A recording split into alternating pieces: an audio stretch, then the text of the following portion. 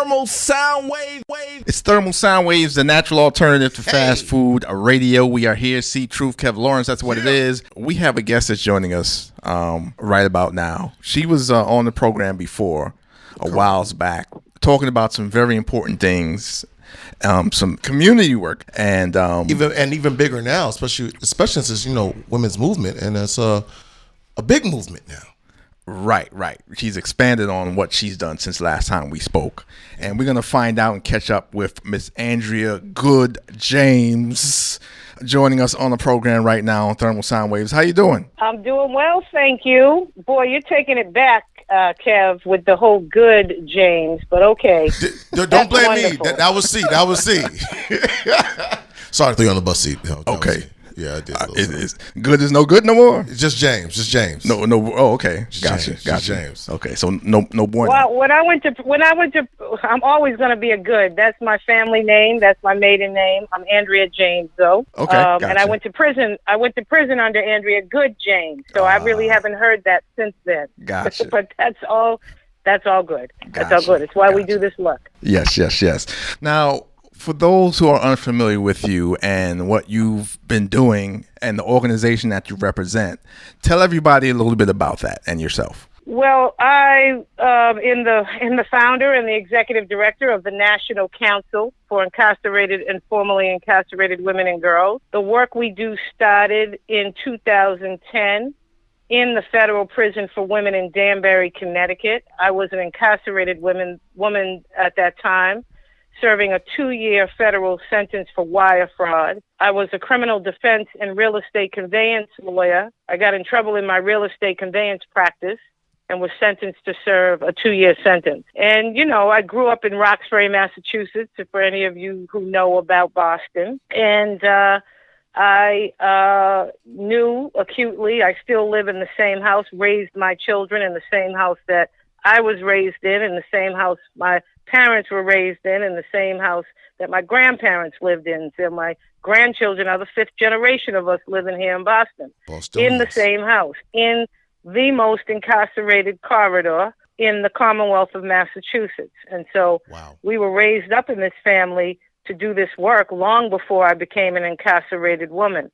And my grandmother broke the color barrier for black nurses here in Boston. My uncle was the first black tenured law professor at UCLA. My aunt was the first female lead pediatrician in LA County. And my parents are researchers of African diaspora. So I was raised in that school of thought. And my children I raised in that school of thought. My daughter Ariel is like a sister, a sister to Kev. Kev is like family to us, not like, he is family. It's like a son to me. And so I'm very honored to be back on this program to raise awareness in this country about the need to end the incarceration of women and girls. And we started organizing ourselves in that prison. 2010, Michelle Alexander's book, The New Jim Crow, came out. And it was, something that swept the country and really opened people's eyes, people who had never paid attention to all the work that had been written by other folks who were talking about the need to end what they then referred to as mass incarceration. I don't use that term. The current criminal legal system is rooted in oppression and control of black people and slavery.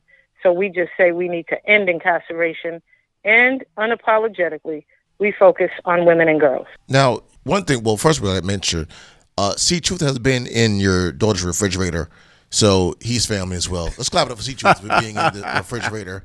He ran to the refrigerator. Okay. Shout out to your daughter. Snuck in the back door. Yeah, great woman. Now, you mentioned Danbury, Connecticut. Isn't that the same place that Martha Stewart was sentenced or spent time in? Well, she was initially sent there, but they sent her elsewhere because the media attention was so great that they ended up sending her to Alderson. But at that time, back in 2010, when I was there for 2 years, it was an all-women's prison. And now they flip-flop. It's flip-flopped back and forth over the years, from men to women to women to men, which they do because we're like chattel, incarcerated people. And they use the buildings that they call prisons in any manner that they see fit. But it's now, for an example, there's few women that are up the hill who are in Danbury, but the majority of the prison, the main part of the FCI, is now men again. But yeah, she was there for probably a little bit of time, but lots of noted people have gone through the doors, the gates of Danbury, and she was one of them briefly, and then I believe she did her time. I didn't know her. I didn't meet her at that time, or I wasn't incarcerated with her. It's Thermal Sound Waves. We're here with Andrea James, doing her thing on the front lines as she has for a very, very long time. Esteemed individual and human being on the program, and we're honored to have her on with us. C.Truth and Kev Lawrence. Hello? Hit us up 347-454-1278. Email is thermalsoundwaves@gmail.com. You're doing an event, 100 Women in 100 Days, in D.C. Tell us about that event that's going down. Yeah, well, we're calling the National Council for Incarcerated and Formerly Incarcerated Women and Girls. We're calling on President Biden to release 100 women from the federal system in his first 100 days as part of our Clemency Works campaign. And it's one step towards a full stop to the incarceration of women and girls nationwide. And so we launched our national campaign to end incarceration of women and girls on President Biden's Inauguration Day. And the first phase of that campaign is this campaign to release 100 women in his first 100 days. He has signed a number of executive orders. One of them was an executive order recognizing the racial injustice in this country and a commitment to creating racial justice. And we are reminding President Biden that clemency is racial justice, and that with a stroke of a pen, he can correct many of the harms and the wrongs of bad policy, such as the 1994 Crime Act and the drug policy bills, and things that have the Adoption and Safe Families Act, and many of the legislation over the years that have affected our communities and our people. And so we're encouraging him in his first 100 days to demonstrate a commitment to our communities by releasing 100 women through clemency in his first 100 days. Now, for some people, they might feel that that's kind of ironic for President Biden to be doing that, knowing his past where he was the man behind the 94 crime bill. So I ask you, why would you want to choose President Biden to do that rather than who was in office before, which was Trump? Listen, he is somebody who is in office as the President of the United States.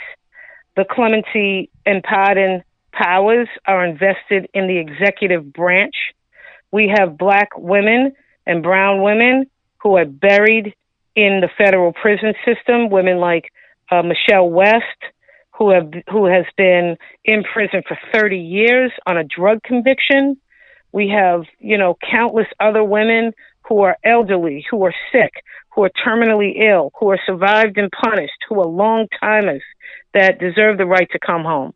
And it's our responsibility to fight on behalf of these women. And if we can ask any other presidents prior to Biden, prior to going back to President Obama. Under the Obama administration, we were instrumental in pushing 50 of the 102 women that he commuted the sentences of out of office.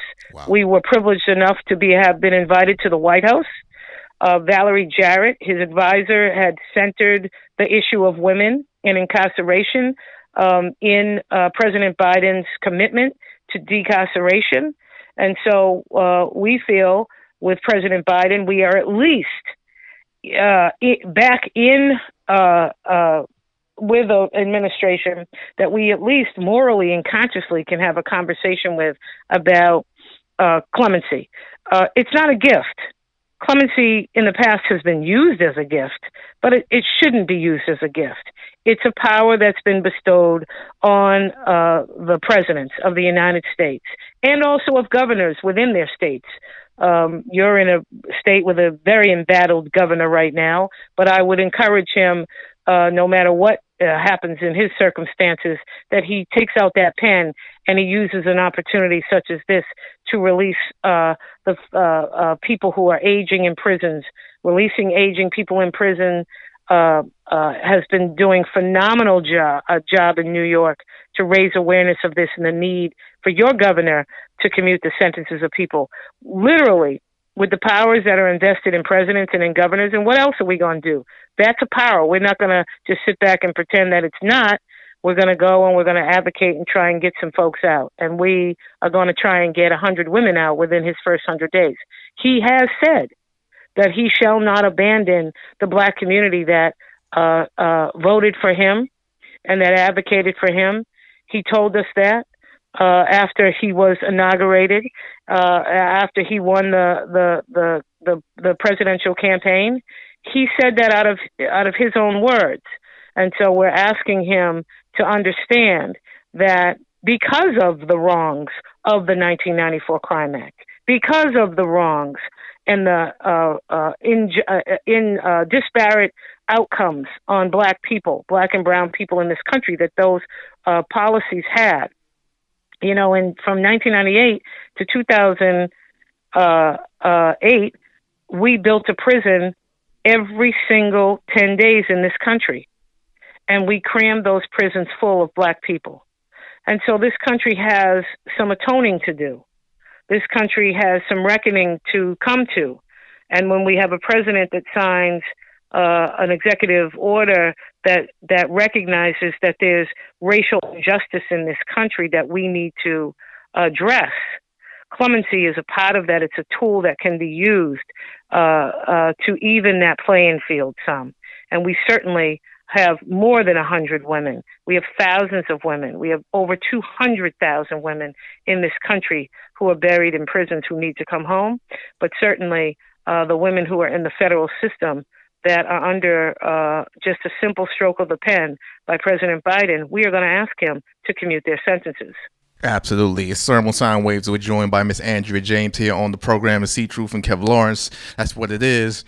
Now, once the clemency is granted, what is the process as far as it going through and the women actually being released? Because I know between the time of like bills being signed and all the process that goes on, it could take some time. What do you know how long it takes in between all of that for someone to actually get released when they are granted clemency? If it's an immediate clemency, then they come home immediately. It's a different process than trying to pass a piece of legislation. The problem that we've experienced over the years with people who we are assisting in applying for clemency is the bottleneck, because the Justice Department, the same division of prosecutors who prosecute and incarcerate people, the process of the pardon attorney and pardons and clemency goes through the same office. And so it's created a bottleneck. We've got more than 14,000 just federal alone people who have pending clemency applications awaiting a decision. And so we're advocating, every day we do this work regardless of who's in office. And one of the things that we've been working on is to create a more streamlined process that can be removed from the very same office that is responsible for indicting and prosecuting and incarcerating people. And so that's one piece. The second piece is there is variations to clemency. Clemency is clemency. But for instance, President Obama commuted the sentences of clemency and commutation, two words that are used interchangeably, which means clemency and commutations are used for people who are currently serving a sentence and that are in a prison in the federal system. A pardon is also an executive branch power, but that action is done is provided to a person who is out of prison. So we're fighting on behalf of women who are buried in prison for a clemency. Now, people can get clemency, but they don't get an immediate release. President Obama did most of his commutations to immediate release, which means literally he signed the clemency and orders the person to be released from jail. From prison. But what it doesn't do is wipe the slate clean like a pardon would do. If a president pardoned you, it's as if this didn't happen. all of the responsibility for that transgression and that conviction is wiped off of the books. However, in a clemency, you can be released through clemency, and you still are on federal supervised release for years even. Sometimes the president can provide clemency, but it's not for another year or 2 or 3 or 4.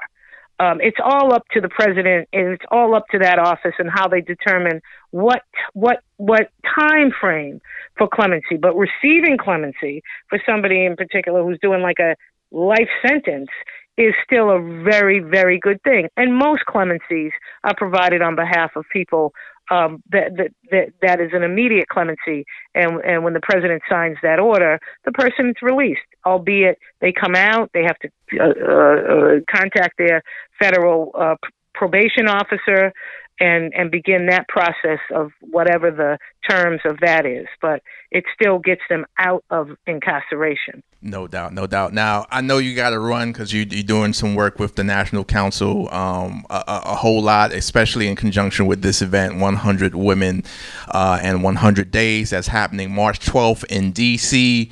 at the Black Lives Matter Plaza. Make sure y'all go out and support. Come join us. Yes, indeed. And for those who may not be able to join that day, the work continues beyond that day. How can they get involved in what you're doing beyond that day in D.C.? Well, listen, we are here. We are 10 years into the work that we do to end incarceration of women and girls. We work from 3 pillars of policy, hyperlocal organizing, and national campaigns. And so at any time, anybody can go to our website at nationalcouncil.us, like us, and catch up with us, reach out to us, send us an email, find out how you can get involved, and most importantly, donate to us. We provide mutual aid. We provide legal representation. We sue prisons. We are sometimes the only recourse. We have been working nonstop, around the clock, with our senior legal counsel and our legal team to fight on behalf of sick people who are dying, who have compromised immune systems, who are buried in federal prisons, who need to come home. We've been filing motions, doing a lot of legal work. We provide basic income guarantee for formerly incarcerated women. We do a lot of work. And so please consider making a donation to our organization at nationalcouncil.us. But that's also certainly the place where you can shoot us an email or give us a call and find out how you can get involved in this most important national campaign to end incarceration of women and girls. Absolutely. And we want to commend you for the work that you've been doing around this subject, because it often goes unmentioned or is very quiet when it comes to the incarceration of women and girls, to the degree that, you know, the men gets the attention. So, and it's just as big of a problem. So, and are you still doing work real quickly with the Families for Justice as Healing as well? Of course. That's our baby. I'm the founder of Families for Justice as Healing. That's actually the organization we founded in the federal prison back in 2010. And our national and international work, we've been in 7 countries and building internationally now for a few years. But we started. That's the mother lode. That's the alpha right there is Families for Justice as Healing. You can follow that work, which is local to Massachusetts. If you're in Massachusetts and you're hearing the sound of my voice and you want to figure out how to get involved, we're fighting right now to stop a new women's prison from being built. And we are working as well to end incarceration of women and girls here. Across the country, we are working to do that. So that website is justice as, not and, justiceashealing.org. And that is the original organization when we sat in the yard in the prison in Danbury and said we were going to use our voices in 2010 to bring an end to this craziness. That was the organization that we started, and it is alive and well and doing phenomenal work under our ED, Mallory Honora, in Boston. So either way, justiceashealing.org or nationalcouncil.us, you can get us. Right. And also, Miss James is on Twitter. Andrea C. James is the Twitter. Is that right? That's your Twitter handle? Andrea C. James is my Twitter, and I think Ari has Andrea Free Her as Instagram. There you go. So get involved with her. She's doing extremely important work for families, for women, for girls all across the country and throughout the world. Nationalcouncil.us, families, Justice Healing, justiceashealing.org, as I get that right. That's right. And make sure you go out and support 100 Women, 100 Days down in D.C., Black Lives Matter Plaza. The work continues beyond that, though. It's not just that one day. All right. And happy Women's Month, too. Yes. And commend both you, C, and Kev. Kev, you know how much I love you. And C, I'm just so proud of both of you for continuing to create a platform for voices and issues like ours to be heard. So thank you to both of you as well. Definitely. No problem. And we'll be back with you again at some point down the road, because we're going to continue to, bring you on with the work that you've been doing as you continue to do the work. So that's just what it is. I appreciate you guys. Thank you so much. All right. Thank you. It's Thermal Sound Waves, the natural alternative to fast food radio. Thermal Sound Wave.